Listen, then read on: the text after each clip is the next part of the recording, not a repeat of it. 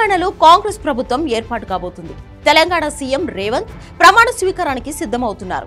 ఢిల్లీ నుంచి గల్లీ వరకు కాంగ్రెస్ కీలక నేతలందరికీ ఆహ్వానాలు వెళ్లాయి. ఎల్బీ స్టేడియంలో గురువారం చిన్నపాటి పండుగ జరగబోతుందనడంలో ఎలాంటి అనుమానం లేదు.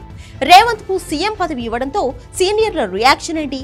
వాళ్ళు నిజంగా కూలయ్యారా లేదా అన్న సంగతి ఎలా ఉన్నా రేవంత్ కేబినెట్ లో ఎవరు ఉండబోతున్నారన్నది ఆసక్తికరంగా మారింది. మంత్రి పదవుల కోసం కాంగ్రెస్ నేతల నుంచి భారీ పోటీ కనిపిస్తుంటే స్పీకర్ విషయంలో మాత్రం ఎవరూ పెద్దగా ఆసక్తి చూపించడం లేదని తెలుస్తోంది.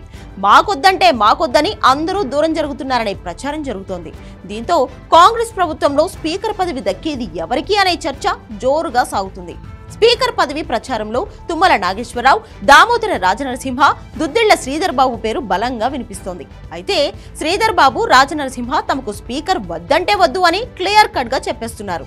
అయితే ఖమ్మం జిల్లాలో మంత్రి పదవులు దక్కే వారి లిస్టులో బట్టి విక్రమార్క, కూనంనేని సాంబశివరావు, పొంగులేటి శ్రీనివాసరెడ్డి ఉండడంతో తుమ్మల నాగేశ్వరరావుకే స్పీకర్ పదవి ఇస్తారని ప్రచారం జరుగుతోంది.